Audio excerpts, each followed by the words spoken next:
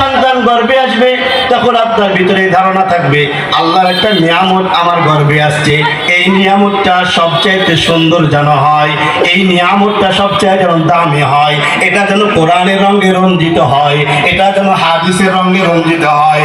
যখন কোনো পরীক্ষা আসবে ওই সন্তান যেন পরীক্ষা গ্রহণ করতে পারে। ওই যদি কোনো ভয় ভীতি আসে, ইহুদি খ্রিস্টানদের ভয় ভীতি যখন আসে, ওই ভয় ভীতি পিছিয়ে ফেলিয়ে কোরআনের পক্ষে যেন থাকতে পারে। কিছুদিন আগে হিজবুত তাওহীদ এই স্কুলের মোড়ে একজন আছে, হিজবুত তাওহীদ, আমার মসজিদে হিজবুত তাওহীদ সংক্রান্ত আলোচনা করেছি। বর্তমান সময় কিছু ফিতনার কথা বলে আমি শেষ করব। হিজবুত তাওহীদ এক নম্বর বড় ফিতনা সমাজের মধ্যে। হিজবুত তাওহীদ নামটা কত সুন্দর। এদের নামাজ দেখবেন ট্রেনিং এর মতো নামাজ, তাড়াতাড়ি, এবং এরা ইমাম দাবি করে যার কোনো দিনের কোনো ন্যূনতম জ্ঞান নেই, সেলিম রেজামান, এবং যে এর প্রতিষ্ঠাতা সে পুণ্যি একটা হোমিও ব্যবসায়ী ছিলেন, উনি কোনো সময় বিড়িও টানে, কোনো সময় গাঁজাও টানে। সে এই ধর্মের প্রণেতা, আবিষ্কারক, ওনার ছেলে এখন সেলিম রেজা এই হিজবুত তাওহীদের এখন বর্তমান সময়। আমাদের রাজশাহীতে বড় সমাবেশ হওয়ার কথা ছিল, আলহামদুলিল্লাহ আমাদের উলামা ইকরাম এটাকে প্রতিহত করেছে, বন্ধ করেছে। আমি মসজিদে আলোচনা করার কারণে আমার নামে মামলা জিডি হয়েছে। তা আমার কমিটি নিয়ে আমাকে বসে যে আপনার নামে জিডি হলো, এগুলো আলোচনা একটু সংকুচিত করেন। আমি বললাম একটাই কথা, আমি যদি সত্য বলে থাকি তো সত্যই, এটা যদি আপনি যদি ভুল ব্যাখ্যা দিতে চান তাহলে আমাকে দলিল নিয়ে এসে দিতে হবে যে হুজুর আপনি হিজবুত তাওহীদ সংক্রান্ত কোনো কথা বলেছেন, এটা ভুল হয়েছে। এটা নিতান্তই আমারটা সত্য। হিজবুত তাওহীদ বর্তমান সময় সবচাইতে বড় ফিতনাবাদক। এটা থেকে আমি আমার সমাজকে উদাত্ত আহ্বান করব, দূরে সরে থাকবে। দ্বিতীয়, এই বাউল আবুল সরকার বর্তমান এই প্রায় 2-10 দিন আগে নাস, সূরা নাসের তর্জমা করেছে, কুল আউযু বিরাব্বিন নাস, মালিকিন নাস, ইলাহিন নাস, মিন শাররিল ওয়াসওয়াসিল খান্নাস। এইভাবে কোরআন করে বলছে আল্লাহ শুধু নাচতেই বলেছে, নাউযুবিল্লাহ বলে। এই আবুল সরকারকে গ্রেফতার করা হয়েছে। আমরা অনতিবিলম্বে সরকারকে উদাত্ত আহ্বান করতে চাই, এই আবুল সরকারের ফাঁসি হওয়া দরকার। কথা বলে ঠিক কিনা?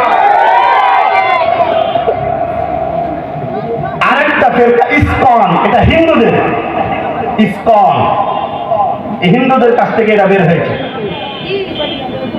বিস্তারিত আলোচনা করার সময় নেই। তো এই বিষয়গুলো আমাদেরকে মাথায় রাখতে হবে। কোরআনের আয়াতে তাফসীর করে শেষ করছি, ওয়ালা নাবলুওয়ান্নাকুম বিশাইইম মিনাল খাউফ। যারা দ্বীনের পথে থাকবে, হকের উপরে থাকবে, সত্যের উপরে থাকবে, কোরআনের পক্ষে থাকবে, কোরআন মতে থাকবে, এদেরকে বিভিন্ন চক্র, বিভিন্ন গোষ্ঠী আপনাকে ভয় ভীতি দেখাবে। খাউফ, ভয়।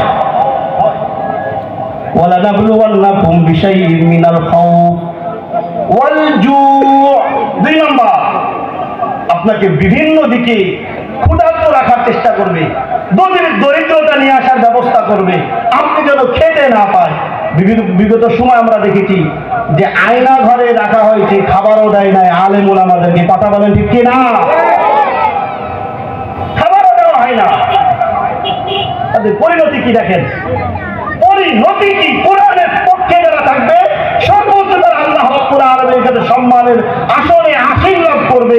কোরআনের বিপক্ষে যারা থাকবে, আজ হোক বা কাল হোক, একদিন না একদিন পরাজিত হয়ে নেট গুটিয়ে দেশ ছেড়ে পরিত্যক্ত করতে হবে। এই জন্য কোরআনের পক্ষে থাকতে হবে আমাদের, পারবো তো ইনশাআল্লাহ। 2 নম্বর, 3 নম্বর, আপনার নফস মেরে ফেলার আপনাকে হুমকি দেওয়া হবে।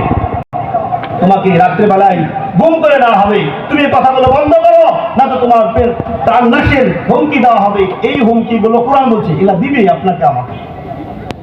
সর্বশেষ, আপনার ধন সম্পদ, ফল ফসলি, এগুলো থেকে আল্লাহ রাব্বুল আলামিন পরীক্ষা নিবে, কিছু কমায় দিবে আবার বাড়ায় দিবে। আপনার খেতে ক্ষেত ভরা ফসল, দেখবেন যে আপনার ফসলের বাসায় ঢুকাইতেই আপনার ফসল নষ্ট হয়ে গেছে, বৃষ্টিতে ডুবে গেছে, বন্যাতে ডুবে গেছে।